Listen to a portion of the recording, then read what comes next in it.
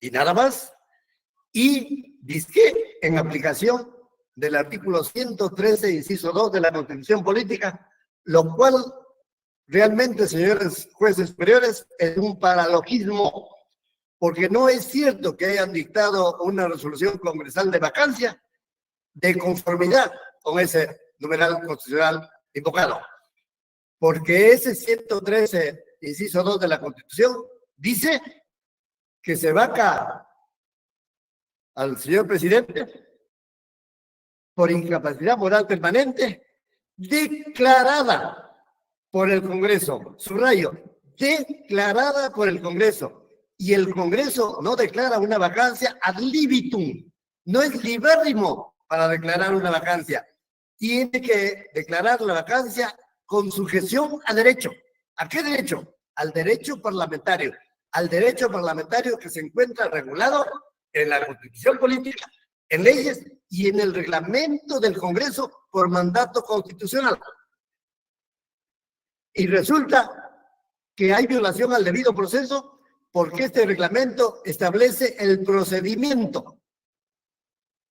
Paso 1, para iniciar este procedimiento, se debe presentar una moción de vacancia escrita, firmada por 26 congresistas. Nunca se hizo eso. Luego de presentada esa moción de vacancia, se debe citar a sesión del Pleno para que luego del debate se admita o no a trámite la vacancia planteada.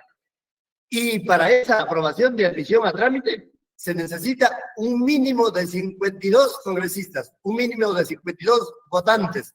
En este caso, no ha habido esa sesión, menos la votación de 52 congresistas. Y después de que se haya admitido a trámite una moción, se señala por el Pleno del Congreso, día y hora para el debate y votación final. Señor, cuando se señala fecha antes del tercer día de admitida una vacancia, tiene que ser con una aprobación de 4/5 partes del número legal de congresistas.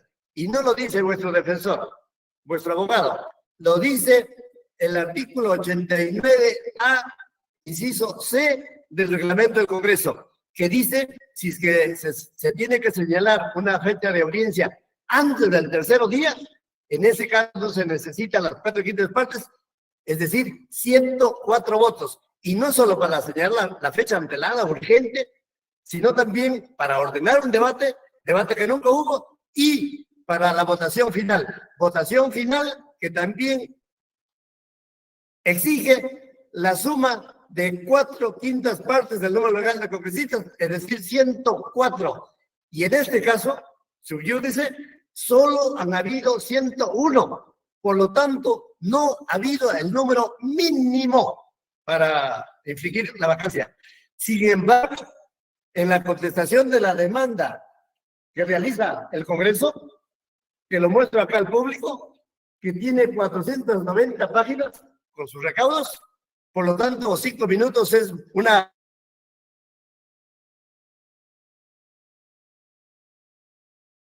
Doctor Olivero, habilite su micrófono, por favor. Sí, gracias. Perdón, algo había pasado.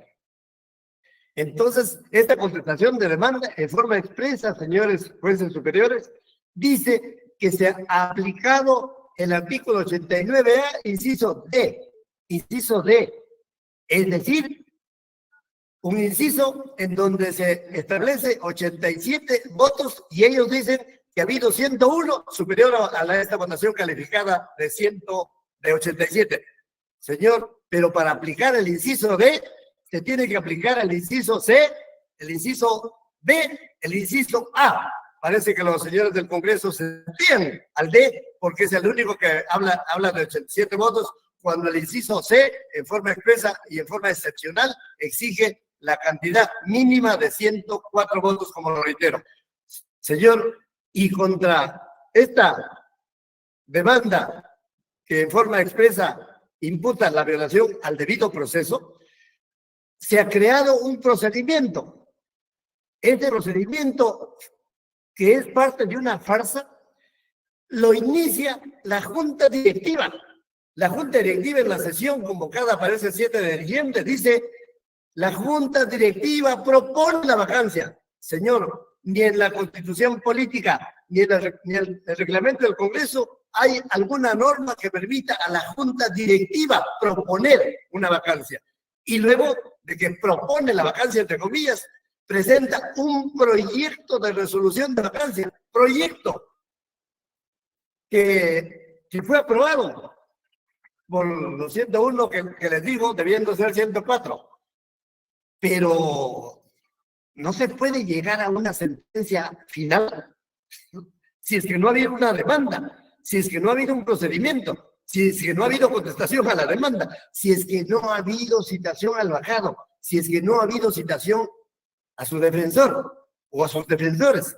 Eso es, señores jueces superiores, infracción del debido proceso porque no se ha respetado la línea procedimental que está estatuida en el reglamento del Congreso y además se ha violado la Constitución en su artículo 139, inciso 3, que dice que nadie puede ser sometido a un procedimiento distinto de los previamente establecidos. Y el previamente establecido es el que instituye el reglamento del Congreso, en cuyos numerales correspondientes no se permite a la Junta Directiva del Congreso plantear nada, porque la moción que plantea una vacancia es escrita, fundamentada, con seriación de los hechos, con los fundamentos jurídicos relativos a esos hechos y con los documentos que acreditan esos hechos. Señor, aquí en un proyecto de resolución de vacancia, ¿dónde está ese suceder fáctico? ¿Dónde están los artículos del derecho que permiten ese trámite farsesco? Porque no se puede presentar a prima facie una resolución de vacancia para vacar y luego aprobarla. Eso es infracción al debido proceso. Y contra estos señores locales, ha contestado la demanda del Congreso y ha reducido la excepción de litispendencia. De nuevo, el Congreso tiene interés superlativo que ustedes, señores jueces, caigan en la confusión, declarando una litispendencia, por ejemplo, fundada para que sea improcedente la demanda. Y no solo han planteado una excepción de litispendencia, también han planteado una sustracción de la materia. En efecto, para que ustedes no vean el fondo del asunto, sino declaren improcedente la demanda. ¿Por qué el Congreso no quiere que vean el fondo del asunto y solo declaren improcedente la demanda si el pronunciamiento de fondo? Que algo teme, algo quiere esconder. Además, para sustentar esta litispendencia, presenta, aquí lo puedo mostrar, una supuesta demanda, una supuesta segunda demanda de amparo de don Pedro Castillo Terrones. Aquí la tengo, que lo vea el Perú, que lo vean los señores jueces, que lo vea el procurador para que me refute. Aquí está la primera página de esa demanda, sin firma de Pedro Castillo Terrones. Aquí está la segunda página de esa demanda, sin ninguna firma de don Pedro Castillo Terrones. Aquí está la tercera página de esa demanda, sin ninguna firma de don Pedro Castillo Terrones. Aquí está la cuarta página de esa demanda, sin ninguna firma de don Pedro Castillo Terrones. Aquí está la quinta página, la sexta y la séptima, sin ninguna firma de don Pedro Castillo Terrones. Por lo tanto, esta no es una demanda. Y está don Pedro aquí presente. Él desconoce, no reconoce esta demanda en que se basa la litispendencia y solo reconoce la única demanda que es la que está en curso, planteada por su abogado Walter Ayala González. Por lo tanto, la excepción de litispendencia debe ser declarada infundada y se debe resolver el fondo del asunto. Fondo del asunto que es necesario, pues, que tengas que ser explicitado. Pero 5 minutos, por favor. Ruego que reconsideren y que sean 10 y que sean 15 y que sean 20. ¿Por qué no se tiene que infligir esta vacancia? Porque, señor, para una lectura de un mensaje que se lee a las 11:40 de la mañana del 7 de diciembre del año 2022, luego se lo detiene por una supuesta flagrancia a don Pedro Castillo Terrones a la 1:42 de la tarde de ese día. Y la votación final del número 101 votos fue a la 1:59 de la tarde. 1:59 de la tarde, sin que se lo haya citado al que se encontraba detenido en la prefectura, sin que se lo haya citado a su abogado. Eso es lo que nunca se debe hacer en agravio de un presidente de la República en funciones, porque no se puede detener a la 1:42 y recién votar a la 1:59 de la tarde. Señor, ¿y quién lo detiene? Un coronel Harvey Cochado y otros militares y otros policías con una metralleta en mano que le apuntaron por uno de los huecos del vehículo en donde se encontraba don Pedro con su señora, con su hija, con Aníbal Torres Vázquez y otra persona más. Señor, no hay flagrancia para motivar, para justificar una detención de ese modo. Señor, el artículo 2 de la Constitución Política dice que el policía sin mandato judicial puede detener en un delito flagrante, en flagrante delito. Pero luego dice ese mismo artículo que el detenido debe ser puesto a disposición del juez y no de la Fiscalía de la Nación, como se hizo de nuevo como parte de la farsa.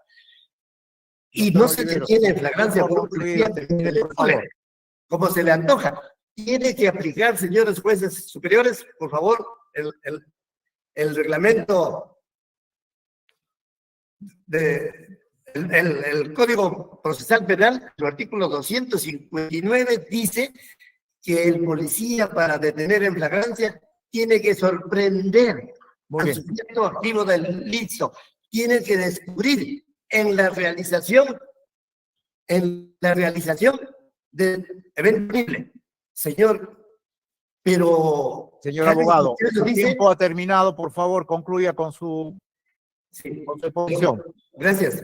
Yo le habría pedido que reconsideren, ojalá por 5 más, porque estamos no, hablando... señor, le he dado extensamente más de lo concedido. Por favor. Muy bien. Entonces, que detuvo a don Pedro Castillo Terrones, lo ha dicho por escrito, que él lo detuvo por orden superior, lo que significa que no detuvo a don Pedro Castillo Terrones porque le constó la fragancia, porque la vio, sino porque le ordenaron, no sé de dónde, no sé cómo, pero le ordenaron. Eso demuestra que realmente él incumplió el artículo 259 del Código Procesal Penal y que incumplió la previsión constitucional. Muy bien. ¿Terminó? Sí, le rogaría que ojalá el procurador, cuando habla, me permita la réplica correspondiente. Por supuesto, señor. Doctor Ramos, tenga usted muy buenos días. Le escuchamos por el tiempo concedido. Adelante. Buen día, señores jueces superiores, y buenos días a todos los presentes. Hemos escuchado con suma atención la exposición del colega abogado de la defensa, quien, dentro de su estrategia, se entiende, comienza su fundamentación fáctica atribuyendo una inconducta constitucional al Congreso de la República. Pero para entender este proceso, yo quisiera retroceder un paso para recordar a esta honorable sala y a quienes nos están escuchando los eventos del día 7 de diciembre del año 2022. Por la mañana, el señor Salatiel Marrufo respondía ante la Comisión de Fiscalización del Congreso a una invitación efectuada a su persona. Y era la primera vez que una persona integrante o exintegrante del gobierno anterior señalaba directamente al presidente Pedro Castillo de haber recibido coimas. Eso, en el transcurso de la mañana, iba generando todo un comentario a nivel nacional, pues era la primera vez que ocurría esto. Sabemos que ese día 7 de diciembre el señor Castillo iba a ir al Congreso de la República a responder por un pedido de vacancia. Se había dicho a través de los medios que tenía un equipo legal que lo iba a acompañar, que tenía un equipo de ministros que lo iba a acompañar.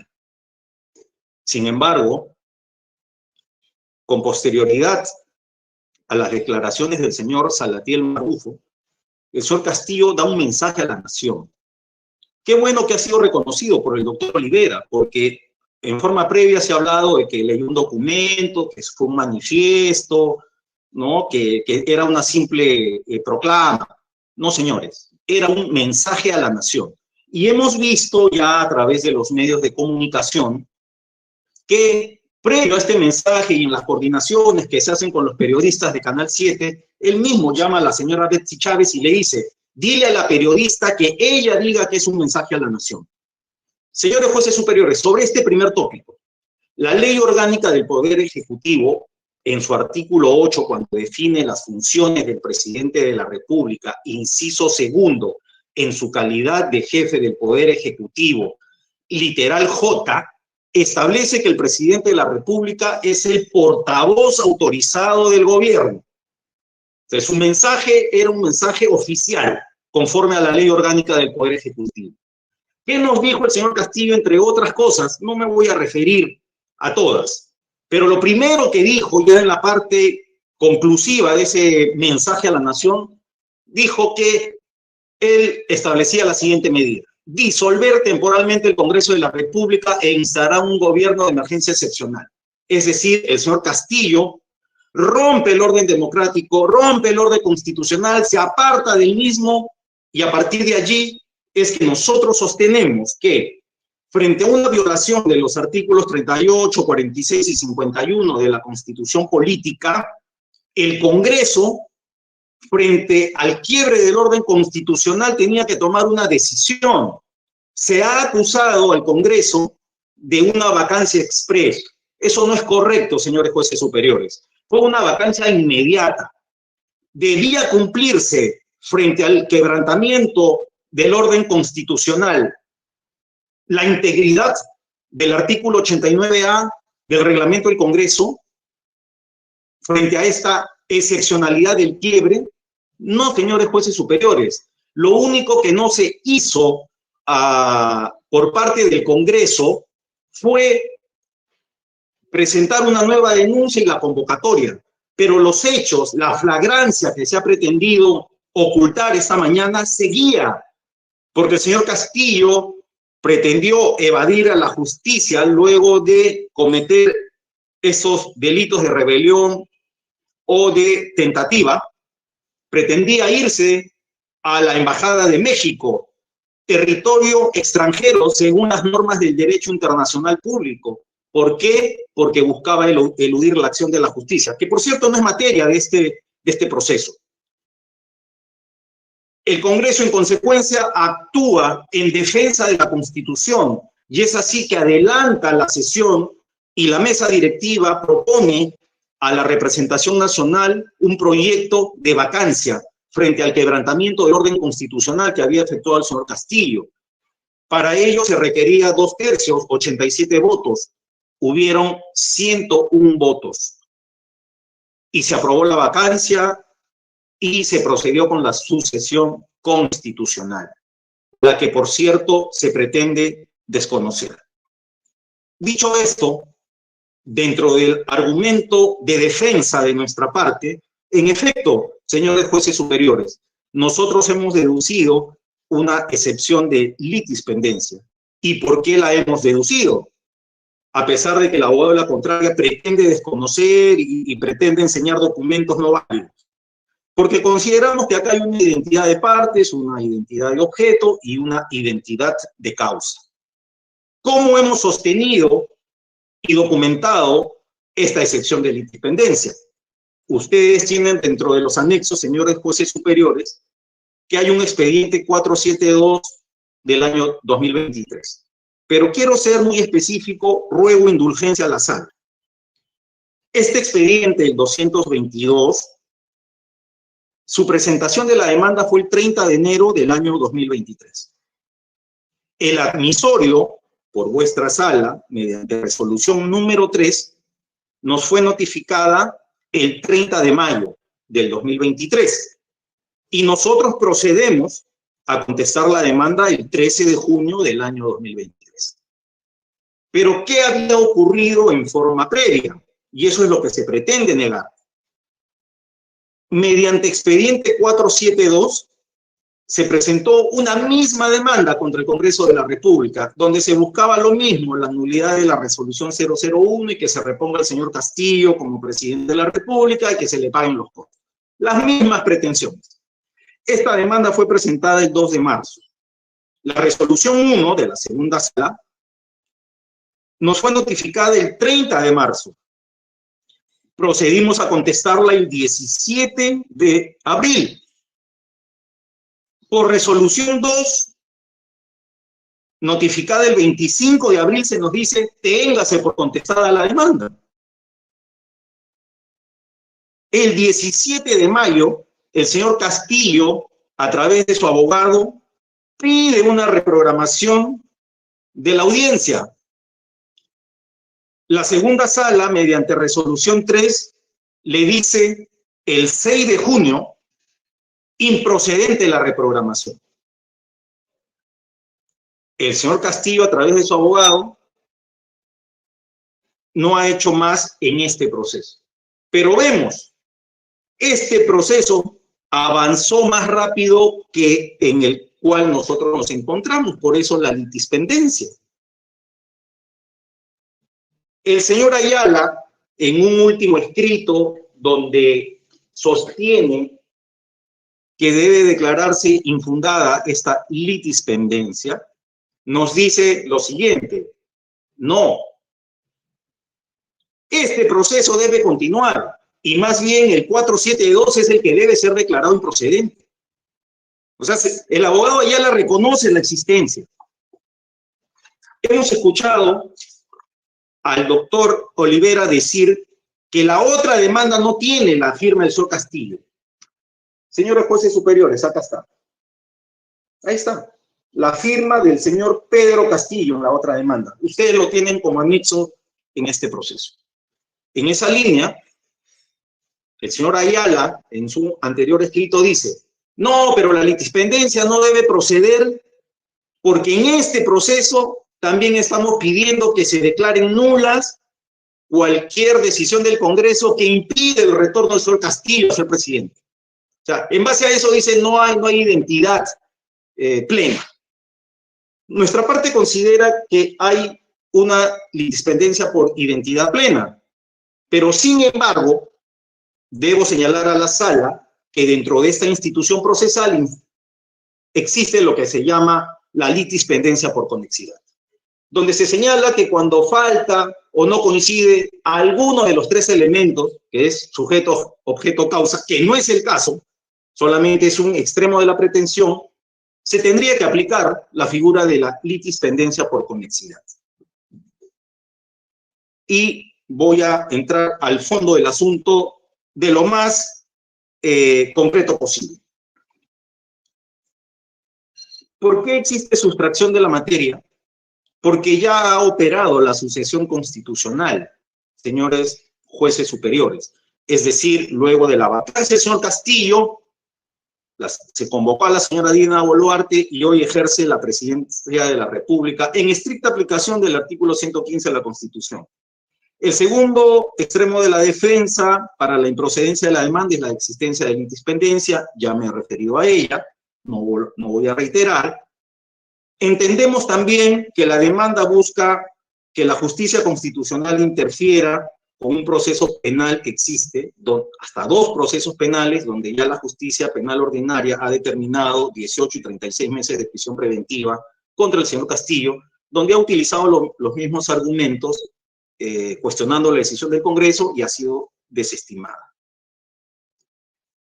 Y sobre el tema de la incapacidad moral, a la cual me he hecho mención hace un momento, solamente quisiera concluir con lo siguiente. Respecto de la disolución del Congreso y el porqué de la razón en tomar la decisión inmediata, señores jueces superiores. En la sentencia competencial del expediente 006-2019-CC-TC, que fue la competencial que interpuso el anterior Congreso cuando el señor Vizcarra estableció su disolución, ¿Qué nos ha dicho el Tribunal Constitucional en esta sentencia? Algo muy importante. Son 4 líneas que me voy a permitir leer, señores jueces superiores. En el numeral o en el fundamento jurídico 221, dice que la disolución del Congreso de la República ocurre en estricto mediante un acto, no mediante una norma. En el 222 se dice, en el presente caso, este tribunal advierte que el acto de disolución se llevó a cabo cuando el presidente de la República dio su mensaje a la nación, no cuando fue publicado el decreto de disolución en el Diario Oficial del Peruano. Conjugando nuestra posición, señor juez superior. Culminado, por favor. Termino, ¿Quién es? Por favor. termino la idea, por favor. Conjugando la ley orgánica del Poder Ejecutivo con lo que ha señalado el Tribunal Constitucional en esta sentencia. El señor Castillo dio un discurso a la nación y el tribunal ha dicho, ese discurso debe ser considerado como el acto de disolución del Congreso. Y nosotros sabemos, por texto constitucional, que el Congreso solo se disuelve cuando se niega la confianza a 2 gabinetes, cosa que no había sucedido. Al ponerse al margen de la Constitución, el señor Castillo no puede invocar que se cumpla estrictamente toda la norma reglamentaria para la vacancia. La actuación inmediata del Congreso estuvo acorde a las normas pétreas constitucionales y por ello esta demanda debe ser declarada improcedente. Muy bien. Doctor Oliveros, ¿tiene usted el derecho de réplica? Doctor Olivera, perdón. Gracias, señor presidente de la sala. Hubo un problema técnico acá. Adelante, señor. Te rogaría que sea en la forma más concreta posible porque le hemos dado a los 2 abogados el tiempo más allá de lo concedido en principio. Adelante, señor. Está muy bien que sea así, doctor. Muy bien, adelante, le escuchamos, doctor. Sí, en relación al verbo disolver, no es lo que quisiera el colega que acabo de escuchar. El verbo disolver lo emplea el artículo 117 de la Constitución Política, en donde el presidente de la República solo puede ser acusado durante su mandato por disolver el Congreso. Pero ese verbo disolver debe concordarse con el artículo 45 de la Constitución Política. No es lo que quieren los jueces, sino lo que quiere la Constitución Política en su artículo 45, que en donde, en efecto, se habla de que es delito de rebelión hacer la disolución, Ahí lo dice ese numeral 45, hacerlo, es delito de rebelión. Y don Pedro Castillo Terrones, al leer el mensaje, al leer el discurso, al leer la proclama, que ustedes la conocen, que no la estamos desconociendo, no ha disuelto nada.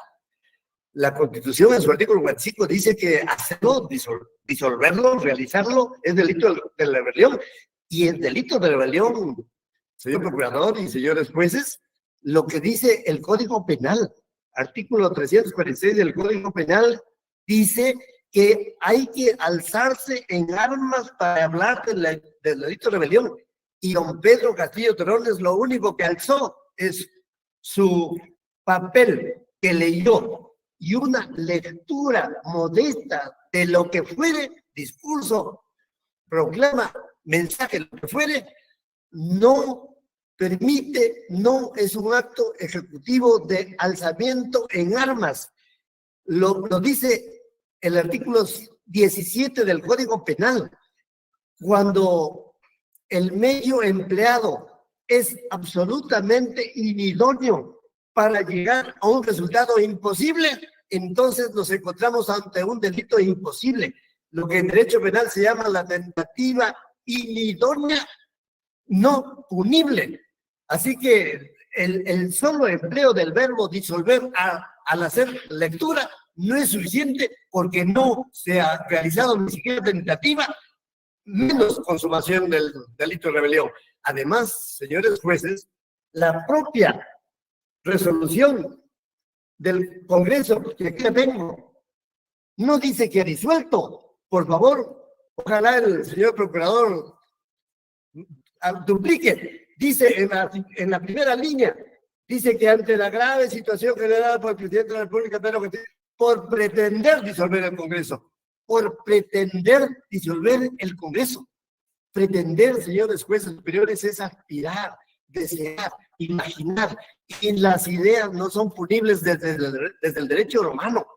Por eso es que se está infringiendo el debido proceso cuando se está validando una detención en flagrancia de un delito que no ha sido ni intentado, porque lo dice el Congreso de la República, solo se ha pretendido, señor. Y el señor procurador dice la inconducta constitucional del Congreso. Señor, es inconducta constitucional del Congreso cambiar una sesión de las 3 de la tarde a las 12 del día, pero para otros hechos, para otro contenido de vacancia. No, señor. Esta vacancia infligida a la 1:50 de la tarde es por nuevos hechos, como es la lectura a la que me he referido. No es por los hechos de la vacancia que iba a ventilarse a las 3 de la tarde de ese día. Y en cuanto a lo que dice que yo he pretendido de usar una demanda no firmada por don Pedro Castillo Terrones, el colega creo que me sigue escuchando muy bien, esta es la misma demanda que ha acompañado él en su contestación a la demanda de amparo. Está en la página 45, señores jueces, la página 45. Es una copia simple, una copia fotostática, y ese no es un elemento probatorio. Y peor, no es una demanda, algo que no tiene la firma del demandante, del actor, en las 7 primeras páginas. Es cierto que aquí aparece la firma en la última página, Pero eso, colega, la última página no es la demanda es todo el contenido que don Pedro Castillo Terrones lo desconoce. No acepta la interposición de este segundo proceso constitucional para que proceda a la litispendencia. Y en cuanto a lo que decía de Salatiel Marrufo, señor, no es suficiente el dicho, la bocaza de alguien que dice que entregó dinero. No, ese dicho no tiene ninguna corroborancia documental. No hay una información bancaria, no hay información documental de ningún tipo. Por lo tanto, esa palabrita, coimas, solo son por aspirar pues, a un beneficio penal, como lo ha obtenido saliéndose de la cárcel. Y en relación a lo que dice el colega, que esta vacancia motivó la sucesión constitucional. Señores jueces superiores, ninguna sucesión constitucional puede decirse, puede aceptarse, si es que no ha habido una vacancia arreglada a derecho. El colega procurador sabrá que doña Dina Boluarte Segarra juramentó, entre comillas, juramentó a las 3:53 de la tarde del 7 de diciembre. En cambio, la supuesta resolución de vacancia salió publicada en El Peruano el día 7 de diciembre a las 3:57 de la tarde. Eso es usurpar un cargo presidencial porque se juramenta antes que haya sido vacado formalmente. Y si se publicó en El Peruano esa resolución de vacancia, entre comillas, el 7 a las 3:57 de la tarde, por mandato de la Constitución, solo rigen las normas que se publican en El Peruano a partir del día siguiente de su publicación. No lo dice Guillermo el día, sino la Constitución Política. Por lo tanto, el día siguiente era 8. Ella ya había juramentado el día anterior, y no solo había juramentado así, muy citada por el presidente del Congreso. No, el presidente del Congreso, horas antes, había convocado a las Fuerzas Armadas, a las fuerzas policiales, y todas ellas rodeaban el Congreso. Eso es más bien alzamiento en armas, porque está juramentando el cargo antes de tiempo y rodeada de militares y de policías. Es usurpación. Doctor Oliver, termina. Por favor. ¿Terminó? Gracias, señor. Muy bien. Doctor Ramos, lo que usted tenga bien acotar respecto a lo dicho por el señor abogado. Muchas gracias, señor presidente. Interesantes las posiciones jurídico-procesales que estamos viendo en esta mañana. Enriquecedoras, diría yo. El señor, cuando cuestiona el tema de la litispendencia, nos dice, como el señor Castillo no firmó las 6 primeras hojas y solo firma la 7ª, entonces no reconoce la demanda. Interesante la tesis. Entonces, señores jueces superiores, esta demanda de este proceso tampoco tendría, pues, razón de ser, porque el señor Castillo ha firmado la última hoja. O sea, el mismo abogado de la contraria ya va definiendo que su demanda se va a caer si seguimos esa tesis, donde pretende cuestionar la litispendencia. Yo voy a insistir en algo que no dije, pero está vinculado a mi primera exposición que se ha pretendido contradecir en esta mañana. No se leyó un documento, no se expresó una idea. Fue un mensaje a la nación en el ejercicio del presidente de la República, y eso se llama golpe de Estado. Y para que ocurra un golpe de Estado, como lo señala la doctrina, lo considera como un acto de usurpación, razonado, metódico, rápido e imprevisto. Eso es un golpe de Estado. No se necesita la fuerza. En la actualidad, ya eso de sacar tanques o que haya matanzas, enfrentamiento entre población o fuerzas armadas y población, eso ya no se da en los actuales tiempos. Los golpes de Estado han cambiado en su estructura y en su ejecución. Lo que el señor dio es un golpe de Estado. Y frente a ese golpe de Estado, el Congreso de la República tenía que actuar. Pero también se nos ha dicho una serie de cosas, como que esto no puede ser considerado rebelión, sedición, que no es golpe de Estado, que estamos equivocados, que ojalá que el Congreso en este momento responda. Pero yo voy a preguntar, es decir, ese día 7 de diciembre, cuando el señor Castillo termina de leer el mensaje a la nación golpista, y sale la señora presidenta del Poder Judicial, la señora fiscal de la Nación, el presidente del Tribunal Constitucional, el Comando Conjunto de las Fuerzas Armadas emite un comunicado. Todas estas, la Defensoría del Pueblo y la Contraloría General de la República emiten comunicados diciendo que ha operado la ruptura del orden constitucional. O sea, es decir, todos, ciudadanos y entidades vinculadas al tema de justicia y control, y también en el caso de la defensa de la integridad territorial, como es el Comando de Conjunto de las Fuerzas Armadas, señalaban que había operado una ruptura del orden constitucional. El único que no considera eso es la parte demandante. Es decir, todos estamos equivocados. Ellos son los únicos que consideran que fue una simple idea que se lanzó al aire. Ese golpe de Estado tenía que merecer una respuesta. Y ya lo ha dicho, permítame, concluyo con esto, señor presidente. El doctor César San Martín, en la resolución que resuelve la apelación a su prisión preventiva del señor Castillo, y él ahí señala que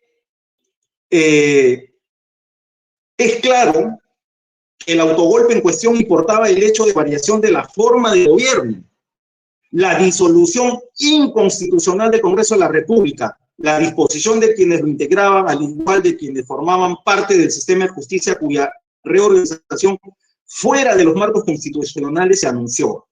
Por lo menos, dice, importaba alterar el ordenamiento constitucional y la consiguiente paz pública. Por ello, él mismo reconoce que la actuación del Congreso debía ser inmediata y era una respuesta de respaldo al orden constitucional. Y concluyo con esto agradeciendo la indulgencia. Los jueces constitucionales, señor presidente, señores jueces superiores, deben considerar que todo efecto restitutorio de un amparo tiene límites. Y en este caso, vamos a invocar el principio de previsibilidad de las consecuencias. ¿Cuál sería la consecuencia de estimar un amparo? El caos social en este país. Y la justicia constitucional debe ser pacificadora, no creadora de nuevos problemas sociales, políticos y jurídicos. En esa línea reiteramos el pedido de improcedencia de la demanda. Muy bien. Doctor José Escudero, ¿tiene usted alguna pregunta para los señores abogados? Sí, señor presidente, si me permite. Adelante, señor, le escuchamos. Con su venia, señor. Doctor Olivera, dado que ambas partes han expresado lo que han tenido a bien señalar respecto del tema de la sustracción de la materia, quisiera por favor nos precise cuál es la pretensión que persigue con la presente acción de amparo. Sí, ya lo hemos dicho, señor juez superior Escudero, lo que persigue la demanda es que, declarándose fundada, en consecuencia, se anule la resolución de vacancia.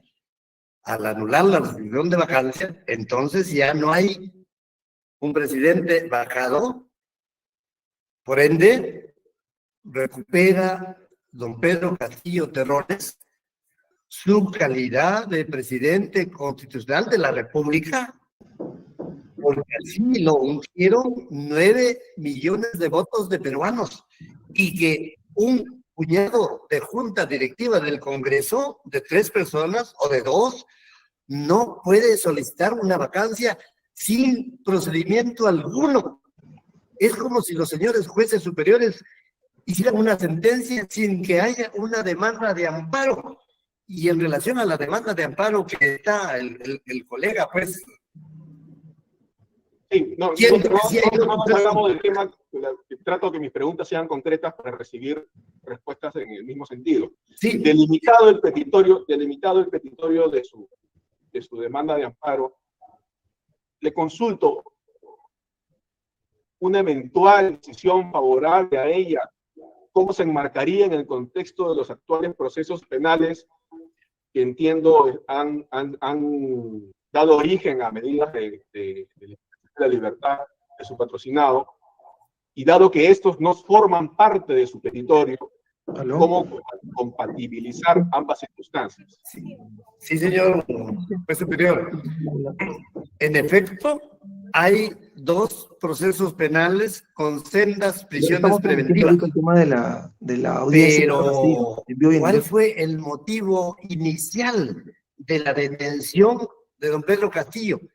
La actuación ilegal, arbitraria, abusiva del coronel Colchado. Pero sí es ahorita mejor, entonces. Y el coronel Colchado, que le hizo firmar la papeleta de detención en la prefectura a don Pedro Castillo, permitió que la Fiscalía de la Nación pidiera la detención preliminar judicial de 7 días y luego la prisión preventiva de 18 meses y por fin la prisión preventiva de 36 meses.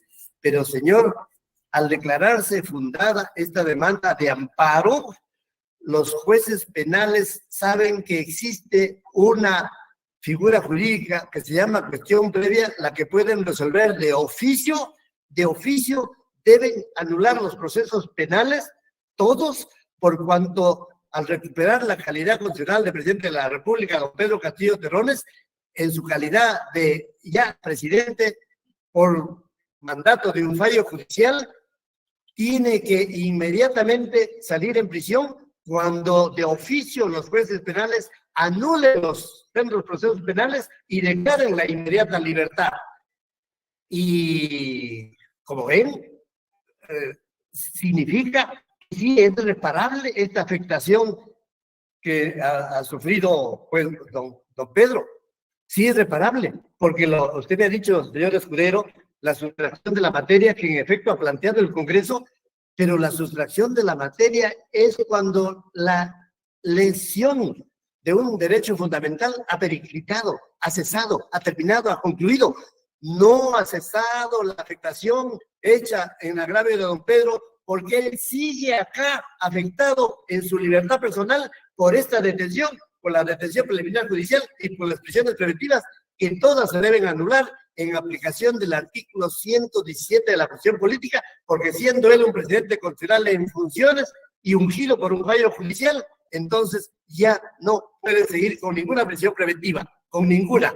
Esa no puede considerarse. Con esto concluyo, procedente esa demanda.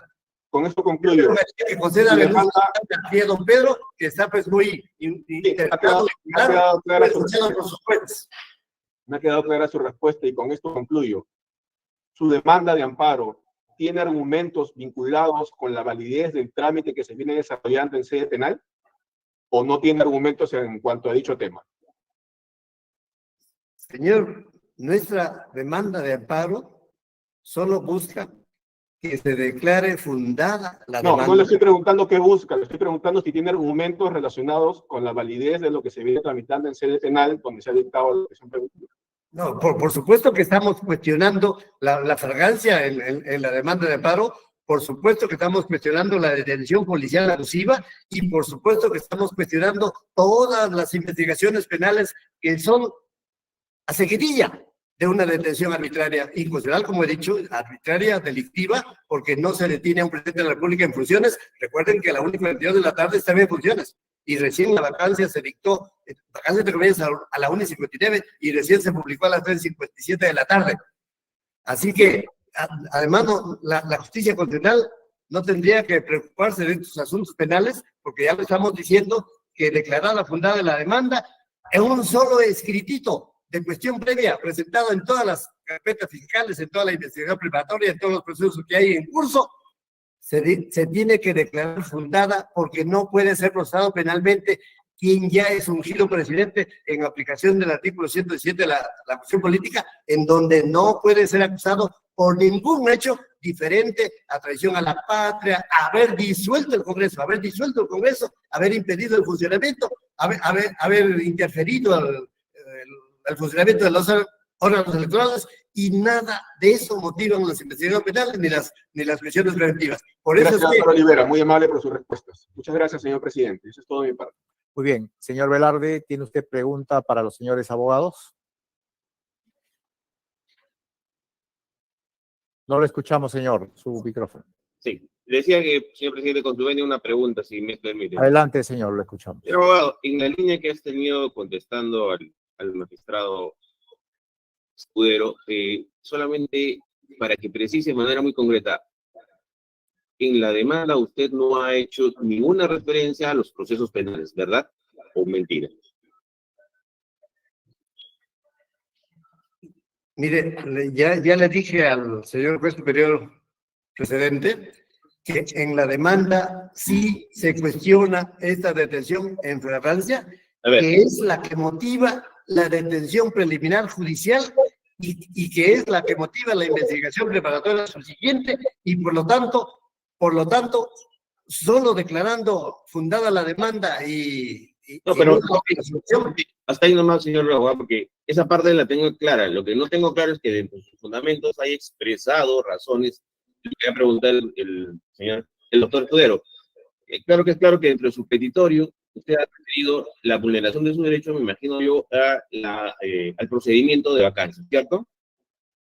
Sí, eso es lo que estoy sosteniendo. O Ok. sea, la violación del debido proceso y del derecho de defensa. Correcto. Solo quiero La justicia constitucional solo se debe referir a eso y que no se preocupe de los procesos penales, porque vía la cuestión previa es que todo se resuelve.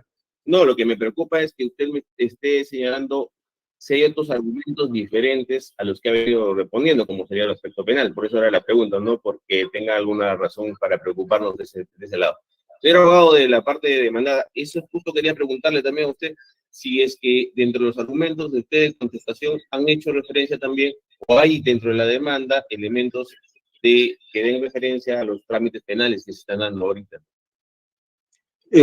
Señor juez superior, lo que nosotros de la lectura de la demanda hemos considerado y lo hemos puesto en uno de los tópicos allí contenidos, es que con la demanda se pretendería que la justicia constitucional interfiera con la justicia penal. Eso es lo que nosotros hemos puesto desde el análisis integral de la demanda, porque como bien lo dice el señor abogado de la contraria, buscan que con el pronunciamiento de esta sala, lo ha dicho así, no me quiero burlar, con un simple escritito, la justicia penal tendría que liberar a Pedro Castillo. Previendo eso, hemos señalado esa posible injerencia de la justicia constitucional en la justicia penal ordinaria. Ok, eso es todo, señor presidente. Gracias. Muy bien. No habiendo preguntas de los señores jueces superiores, agradeciéndole tanto al doctor Olivera como al doctor Ramos por su intervención en esta audiencia única. Lo hemos escuchado ampliamente, con mucha atención, y los autos pasan entonces a despacho a lo que corresponde a efectos de emitir la resolución. Señor presidente, el demandante quisiera hacer... No, señor, ya terminamos la audiencia. Ya estamos clausurando la audiencia. Muchas gracias y muy buenos días. Buenos días a todos los presentes. Señor relator. Señor presidente, hemos dado por concluido las listas programadas para el día de hoy. Muy bien. Nos conectamos entonces. Muchas gracias y hasta luego. Gracias, señor presidente. Presidente.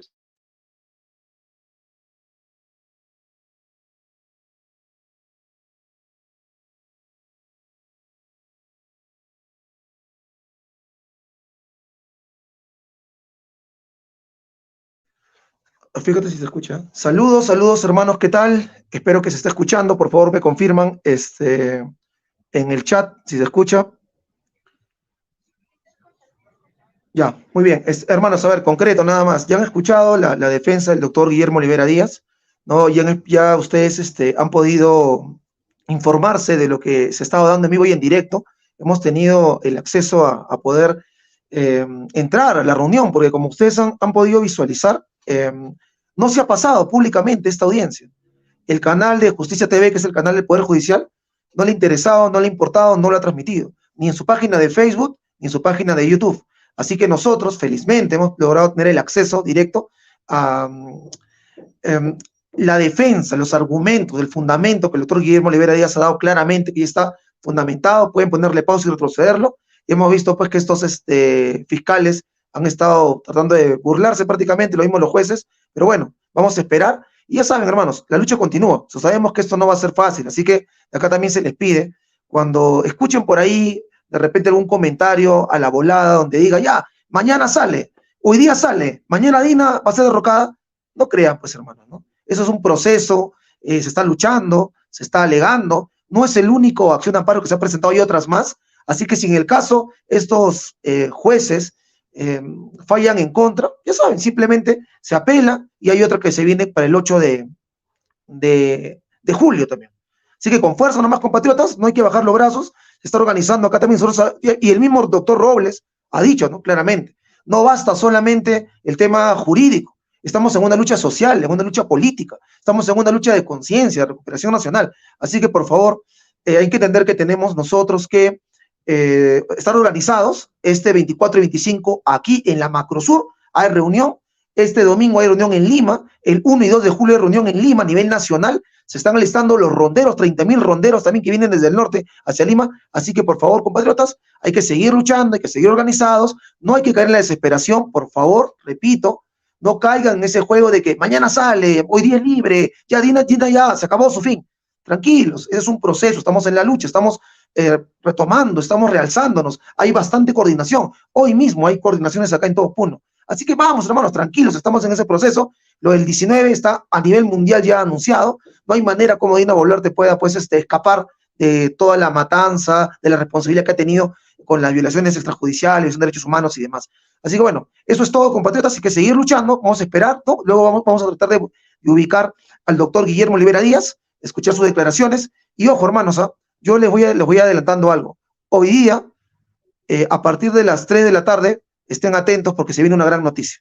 Hoy, a partir de las 3 de la tarde, compatriotas, se viene una gran noticia. Ya lo van a escuchar, ya lo van a ver.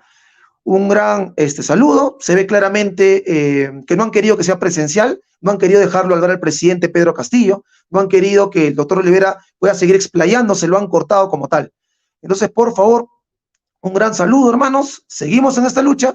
Han escuchado los argumentos y hoy a las 3 de la tarde, hora Perú, estén atentos porque vamos a anunciar una noticia inédita. Un gran saludo acá desde Puno. Seguimos en la lucha, hermanos. Más fuertes que nunca. Recuerden que solo el pueblo salva al pueblo. Hasta luego.